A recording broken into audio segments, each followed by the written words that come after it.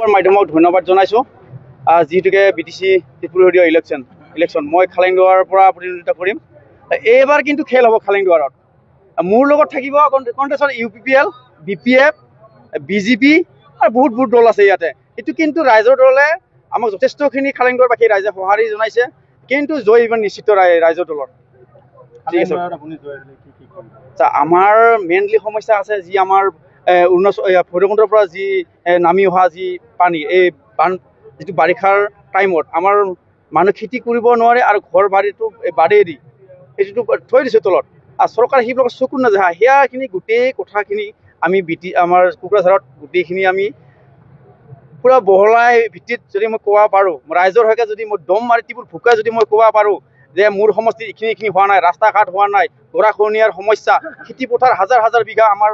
খিলঞ্জীয়া ৰাইজৰ যথেষ্টখিনি নদীৰ মাজতে এতিয়াও পৰিছে কোনো খেতি কৰিব পৰা নাই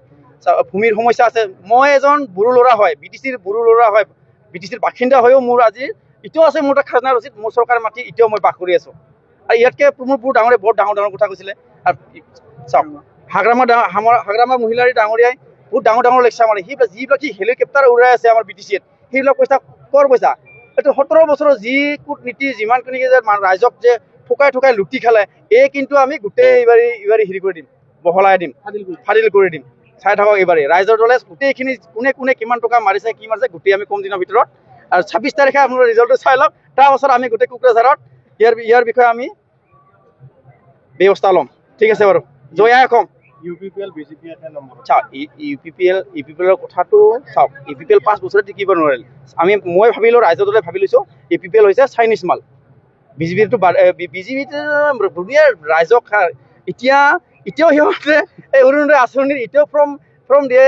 বাদ দিয়া নাই এতিয়াও ৰাইজক ঠকাই এতিয়াও ফৰ্ম দিছে কোনোবা